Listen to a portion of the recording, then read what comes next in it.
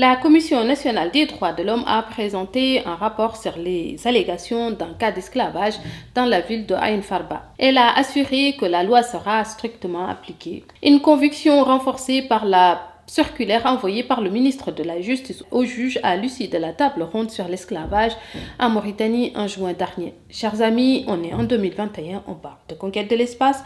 En Mauritanie, on lutte contre l'esclavage. Bienvenue sur Aganisha, je m'appelle Tanoumlel et je donne mon avis sur l'actualité même si personne ne me l'a demandé. Si vous n'êtes pas encore abonné à la chaîne, allez-y, c'est le moment et activez la cloche de notification pour être averti à chaque sortie de vidéo. Monsieur Ahmed Salem Ould Boubeini, chef des droits de l'homme en Mauritanie, il a fait un coup d'État à Biram et à Ira. Maintenant, le nouveau visage de l'abolitionnisme est arabe. Il a précisé que la commission a déployé une équipe à Ain Farba, au Hôtel Gharbi, avec l'assistance technique du Haut Commissariat des Nations Unies pour les droits de l'homme du 10 au 12 novembre pour vérifier l'information. Le président souligne que la commission a rencontré les autorités locales, le procureur de la République et a eu des entretiens individuels avec toutes les parties concernées, notamment la femme qui prétend être en situation d'esclavage, ses filles et son mari. Il s'agit d'une femme de 39 ans qui dit être en esclavage. Sa carte d'identité est détenue par son maître et qu'il détient aussi ses deux autres filles. Le président de la Commission des droits de l'homme reconnaît que les premiers éléments d'information confirment l'existence d'un cas d'esclavage selon la loi de 2015. L'esclavagiste Cherna Ould Chahlaoui a hérité de ses esclaves.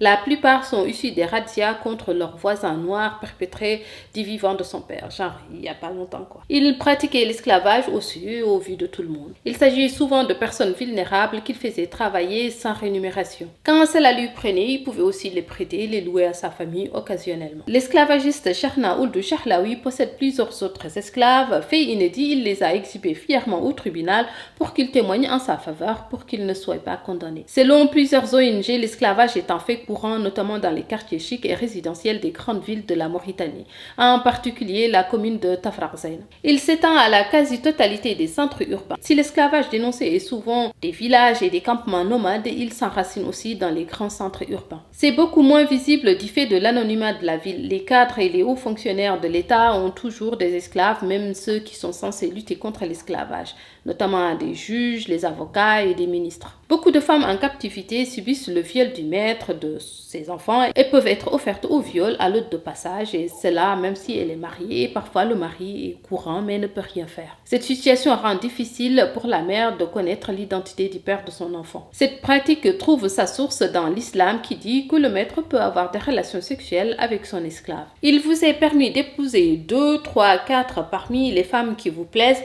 mais si vous craignez de n'être pas juste avec celle-ci, alors une seule ou des esclaves achetés ou captifs de guerre que vous possédez.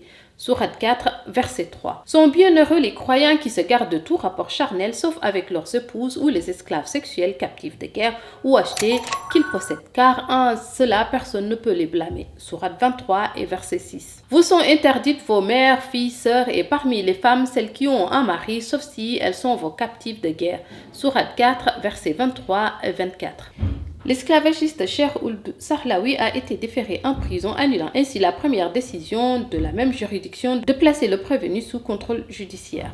Une fois n'est pas coutume, la Commission nationale des droits de l'homme affirme qu'il existe des preuves solides d'un cas d'esclavage conformément à la loi de 2015. Espérons que la justice ira jusqu'au bout cette fois-ci. D'habitude, dans ces cas, les esclavagistes font intervenir leurs relations tribales pour faire annuler le procès où la victime est soudoyée ou menacée pour retirer sa plainte. Voilà, c'est la fin de cette vidéo. Partagez massivement pour faire connaître ce qui se passe en Mauritanie. Si vous avez aimé, n'hésitez pas à partager, à liker, à commenter et dites-moi ce que vous pensez de cette situation en Mauritanie. Puis connaissez-vous des pays où il subsiste encore l'esclavage comme en Mauritanie? Voilà, c'est la fin de cette vidéo. Je vous dis à très bientôt.